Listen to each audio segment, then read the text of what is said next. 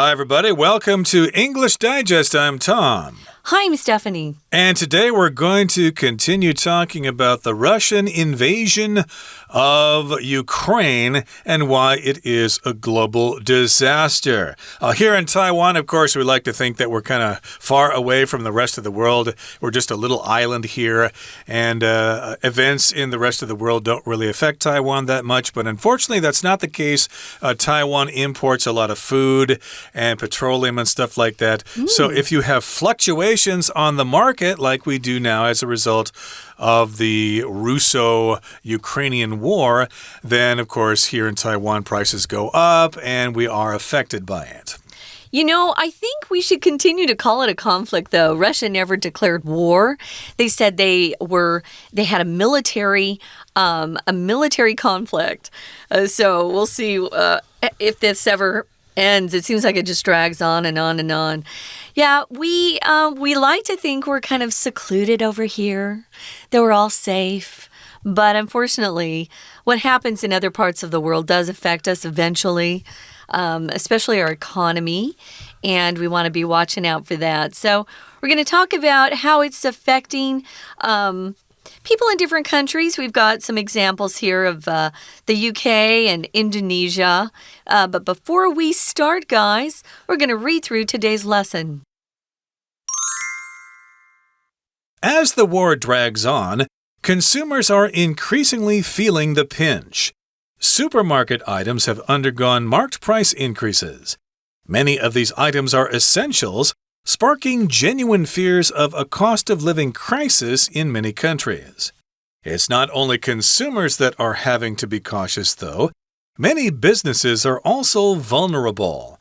In the UK, roughly 10,000 fish and chips shops face closure by the end of the year. The price of a case of cod has almost doubled since February, and businesses are paying over 80% more for sunflower oil, forcing them to raise prices. Ultimately, though, there's a limit to how much customers will be willing to pay for what is traditionally cheap food. The fish and chip issue shows how one event affects so many parts of our connected world. The way that fish and chips is made generally requires sunflower oil, although palm oil can be used as a substitute. While palm oil isn't a major export for either Ukraine or Russia, it has also seen recent supply issues. Indonesia produces around 2/3 of the world's palm oil. Rising costs of sunflower oil have led businesses to use palm oil as an alternative food ingredient. The foreign market is more lucrative for Indonesian companies, so more palm oil was allocated for export to fill the newly created gap in the market. This created a domestic supply issue, which the government tackled by regulating exports, raising the price of palm oil in the process. The world is now a global market, and it has become clear that a crisis in one place now affects virtually everywhere else. The war in Ukraine is having profound immediate implications, such as rising costs all around the world. Whatever the final outcome is, it's unlikely to be a straightforward one. Okay, guys, let's look at the first sentence here. We have this phrase as something drags on. You'll often hear that. Maybe you have a project at work and it just seems like you've been working on it forever and it just drags on. You want to complete it. You want to move on to something else. It just means you've been doing it for a while and you're sick of it. You hate it. You want to do something else. So here we say the war's dragging on. It feels like that. Consumers are increasingly feeling the pinch. Now, if someone pinches you, they take their thumb and their finger and they squeeze some skin in between it, and it kind of hurts. Or maybe you have shoes that are too tight. They can kind of pinch your toes. But here, if you feel the pinch, it doesn't mean physically hurt. It just means something's making it difficult for you to make ends meet. You feel like you don't have quite enough money, so you're feeling the pinch. And that can be very uncomfortable. And as we talked about in day one, we're seeing consumer prices of different goods and services go up because of export problems, shipping problems, fuel problems, you name it. Exactly. So we're starting to be affected by this in a negative way. We're feeling the pinch. For example, supermarket items have undergone marked price increases. So if you've gone to the supermarket and you went there to buy some things, you've probably known or probably seen that some things are now more expensive because these items have undergone market price increases. Here, marked or marked just means noticeable, significant, stuff you can't miss. These price increases are noticeable, and of course, if you're on a tight budget for your food, well, you've probably noticed these price increases and you either have to pay the extra money or you need to look for alternatives. And here we've got the verb to undergo, which means something happens to something else. And of course, these items have their prices changed. So, of course, if something's undergone, that means it's affected by something else. You might undergo surgery, for example, if you're having an operation in the hospital. And here, the prices have undergone increases, which basically means the prices have gone up. Or, ladies out there, maybe you went through a fashion change or a hairstyle change. You could say, oh, I underwent a transformation. I've changed my hair and my clothes. So you can undergo several things. Tom mentioned surgery, undergo surgery. He underwent a life-saving operation. Or maybe you just something undergoes a transformation. So it's a change that something happens. So it just means to experience something. Usually we use it in more of a negative way, I would say. But it doesn't have to be. But it's typically something that's painful, difficult. Oh, you know, I underwent such hard times when I was going through school because I had no money and I was eating spaghetti every night. I had no budget to buy nicer meals. So, yeah, we're seeing some price increases and you're noticing them now. I noticed just in my neighborhood, things suddenly started going up, you know, 10 or 20 NT. Prices, yeah. Yeah, things that I had bought for years that were the same price, and suddenly they had a kind of a big jump. Because I was used to paying the same amount year after year. So it's not only consumers, people that are buying and using these things that are having to be cautious, though. If you're cautious, you're very careful. And the opposite of being cautious is you're a risk taker. I think it's really good to be cautious, but you don't want to be too cautious or life will be boring. Exactly. So again, these items have undergone price increases and they're essentials. They're things you need. And of course, as a result of that, you need to be cautious. You need to be careful about what you buy. Many businesses are also vulnerable. So here we've got the adjective vulnerable, which means you can be easily attacked in a negative way, or you can easily be affected in a negative way. I guess during certain wars, some parts of countries are vulnerable to attack. I think that was during World War II. They thought that Italy was vulnerable for attack, so the Allies attacked from the south. They attacked the Nazis from the south because they were vulnerable there. They were easy to be attacked. And yes, businesses can be easily affected as well because of these conditions. We often describe the young people in our world and the elderly, the senior citizens as being vulnerable, and how we need to take extra care with them and pay extra attention to them, because these are two populations that are quite vulnerable to being hurt, injured, or taken advantage of as well. So you don't want to be too vulnerable. You want to be able to protect yourself and be on the lookout for danger around you. Well, in the UK, the United Kingdom, roughly 10,000 fish and chip shops face closure by the end of the year. That's a huge segment of the market over there. The food industry, it's one of my favorite dishes in the whole world. When I was in the UK for a couple of weeks, I think I ate fish and chips almost every day because I knew when I left, I would not be able to find such delicious fish and chips so easily. They make delicious fish and chips. That's a lot of shops facing closure. And these are mom and pop shops, which means they're small. They're not a big chain like a Costco or a Walmart or a McDonald's. These are single families usually that have had the shop for years, and that's their primary means of income. So it's very sad.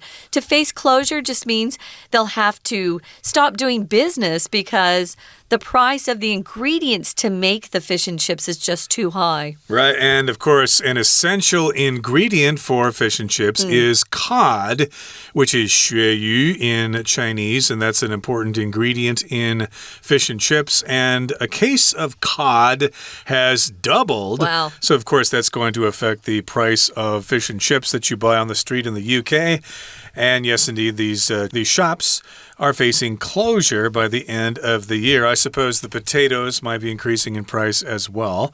The price, again, of cod has almost doubled since February, and businesses are paying over 80% more for sunflower oil, forcing them to raise prices. So sunflower oil is also necessary to cook fish and chips.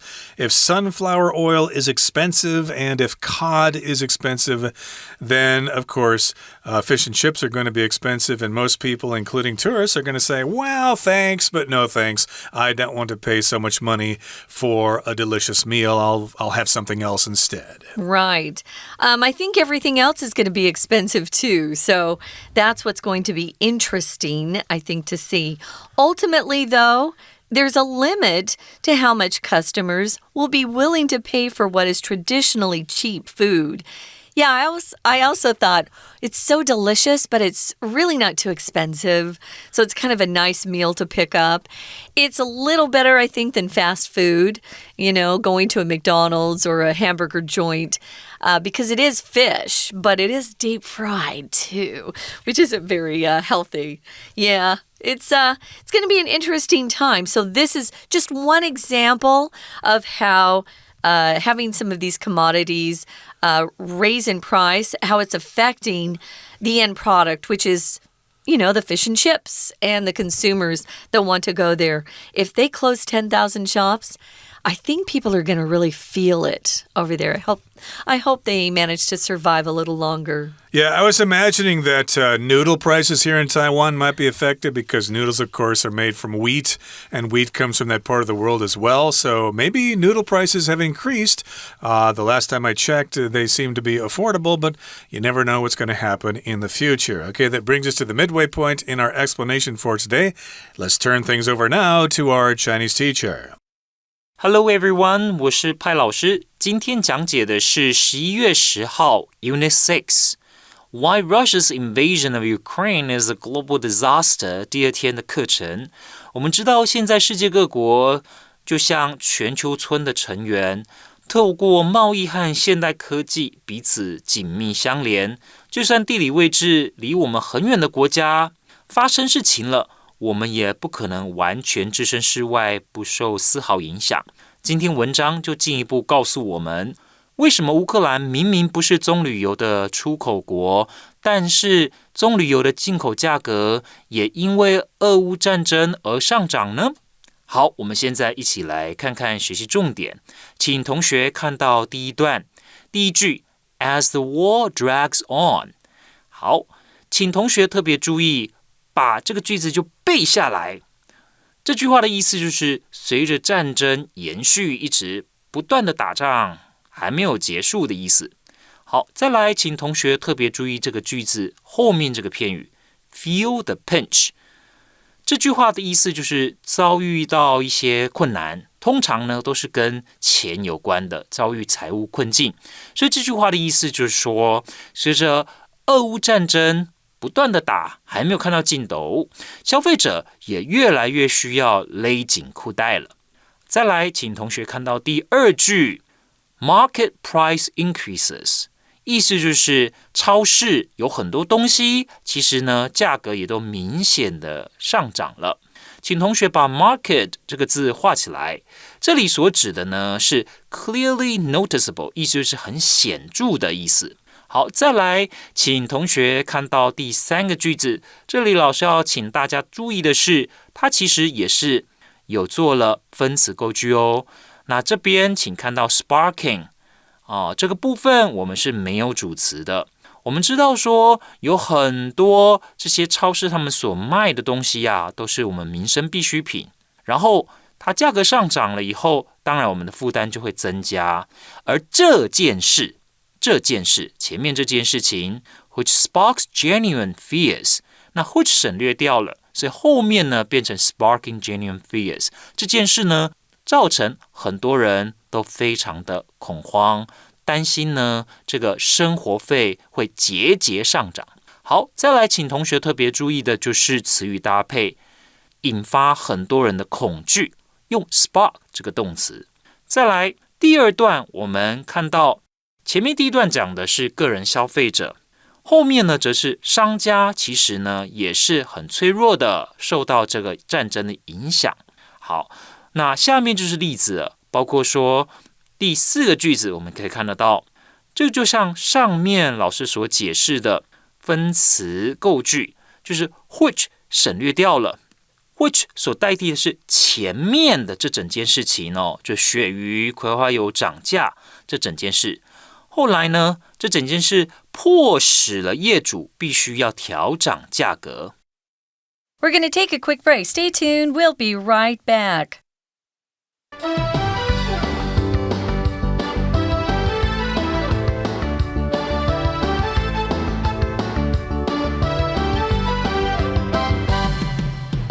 Welcome back, guys.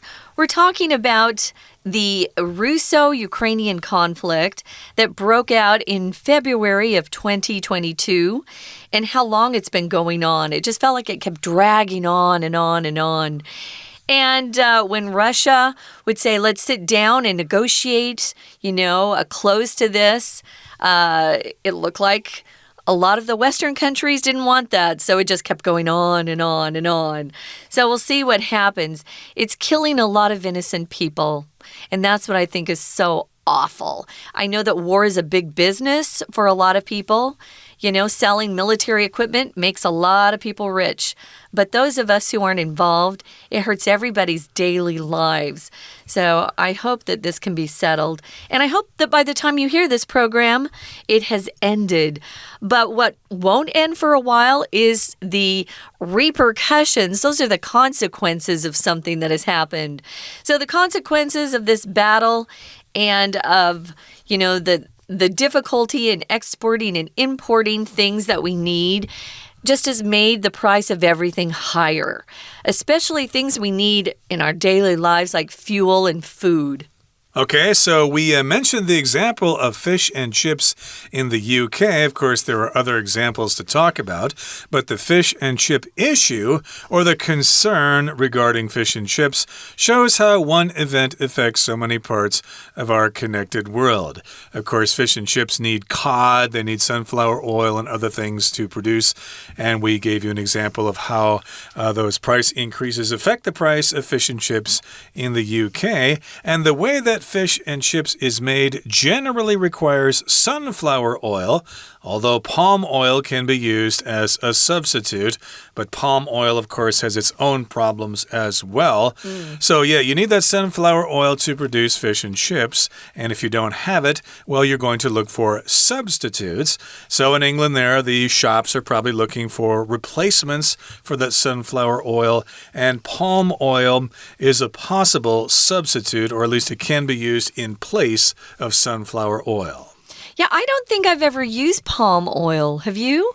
No, but I understand it's in products, and it's kind of controversial because Indonesia or places like that can produce palm oil.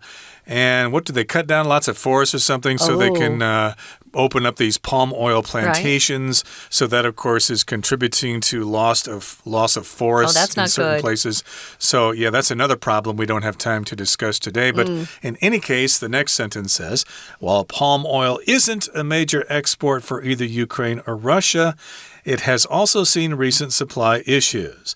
So, yeah, palm oil does not come from Ukraine or Russia. They're too far north. You need to get palm oil from tropical countries, such as Indonesia. Yeah.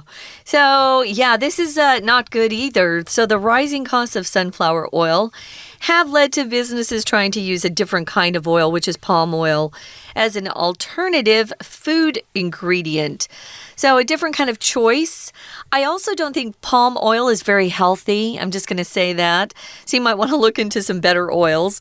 The foreign market is more lucrative for Indonesian companies. Oh, yeah, if they can export it, they're going to make more money from the oil that they export rather than the oil that's sold domestically or within Indonesia itself. So more palm oil was allocated for export to fill the newly created gap or space or big hole that was created by the war. They want to fill that gap with some of this oil. So, if you allocate something, that's a verb we use sometimes to say, we're taking part of a supply or a resource, and we're going to use it for a specific purpose. We're going to distribute that for a particular purpose. So we often will talk about how the government's budget allocates a certain amount for schools, a certain amount for the police force, things like that. You have to distribute your money in different ways, or your resources. You could use that as well, or maybe your duties. Maybe you work with a police force and you have different ways to allocate your force so that your police officers are covering a wide range of duties. Right, so in Indonesia, of course, you've got palm oil companies, and they have allocated the oil for export, and that happens sometimes in countries. They're selling more stuff to foreign customers than to local customers, and of course, that resulted in a domestic supply issue. So people in Indonesia, in Jakarta and Yogyakarta and Bali, they were saying, hey, where's our palm oil? You're sending it to all those foreigners. Now we don't have our own palm oil. So, okay, the government said, okay, we'll regulate the exports. We'll control the exports so people here in Indonesia can have their palm oil too. And of course, that raised the price of palm oil as a result or in the process. So, moving on to the final paragraph, it says the world is now a global market, and it has become clear that a crisis in one place now affects virtually everywhere else. Virtually here means nearly or almost. So it affects almost everywhere else or nearly everywhere else. We have a big impact on each other. I think we're going to see some of that change, though, now that we've seen how one country having a problem can influence us or affect us so strongly. I think countries will start trying to be more independent and supply themselves. The United States used to produce most of what we ate. We used to produce most of what we used, and we started exporting out to countries around the world, and we realized, if there are problems, we can't get what we need, and it's kind of a scary position to be in. A lot of countries are in that position as well, so yes, they may change their tactics in the future, but now the world is a global market, and it has become clear that a crisis in one place now affects virtually everywhere else. Virtually just means practically almost everywhere else. It's similar to virtual reality, which means it's almost like reality. So not 100%, but pretty close. So it affects almost everywhere else.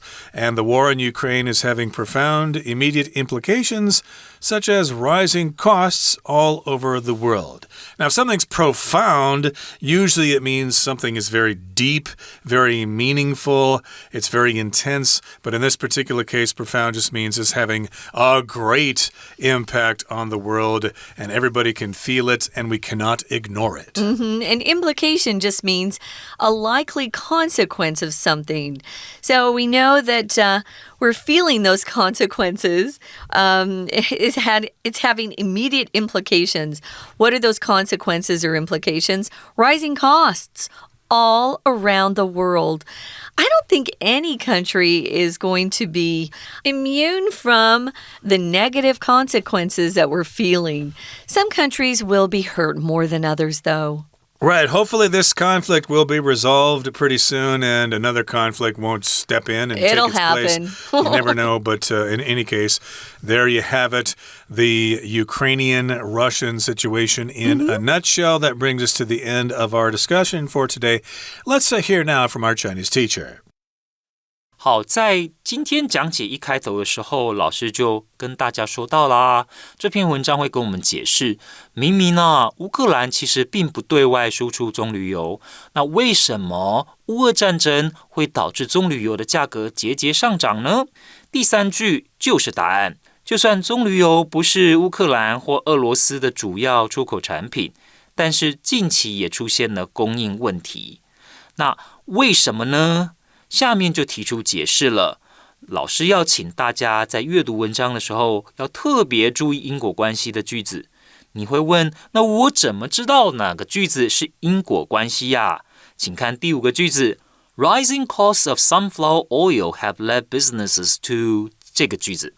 好，那这个 lead to 其实所指的就是导致，那这当然就是因果关系咯。所以你看到第6个句子这里就说明了。葵花油成本上涨，导致企业使用棕榈油作为替代的食材。国外市场对于印尼的公司来说，利润更高，所以他们当然就会分配更多的棕榈油做出口贸易，以填补新产生的市场缺口。好，再来，请同学看到第7个句子。第7个句子这里讲到 ，This created a domestic supply issue.which the government tackled by regulating exports. 请同学特别注意的是，这里 issue 是后面这个关系代名词 which 所代替的。那要请同学注意的是，我们在说处理什么议题的时候，动词词语搭配我们用 tackle。当然，你要说 address 其实也是可以的，就是解决这个问题。最后，请同学看到第4段。第4段的第2个句子 The war in Ukraine is having profound immediate implications. 请同学把 implications 画起来，这个字很重要哦，它所指的就是后果影响，就等于 consequence。好，这是我们针对乌俄战争文章第2天的文章所做的中文讲解，谢谢大家。That's it for today, everybody. Thanks for joining us, and hopefully we're not going to be too affected by the war in Ukraine. Hopefully food costs will stay affordable for a long time. From all of us here at English Digest, I'm Tom. I'm Stephanie. Goodbye. Bye.